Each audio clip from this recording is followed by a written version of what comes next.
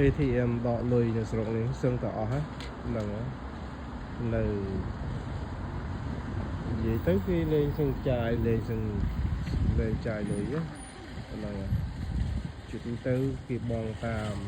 app ដល់ដូចជា Google Pay Samsung Pay Apple Pay ណាគាត់ទៅជួយហ្នឹងទៅគឺអញ្ចឹងលុយហ្នឹងគឺថាលេងសឹងតែគេលេងចាយក្តាប់ប្រាក់ហើយអូដែលធនាគារ ATM ហ្នឹងកន្លែង bank ATM សម្រាប់ដកលុយហ្នឹងគឺថាសឹងអស់នៅមកក្រុងខ្ញុំនេះមានតែ2ដូចជាមានតែ2ឬ3ទេហ្នឹងហើយនៅមកក្រុងប៉ុណ្ណាណៃដើរហៅកន្លែងដកលុយហ្នឹងគឺអត់មានទេហ្នឹង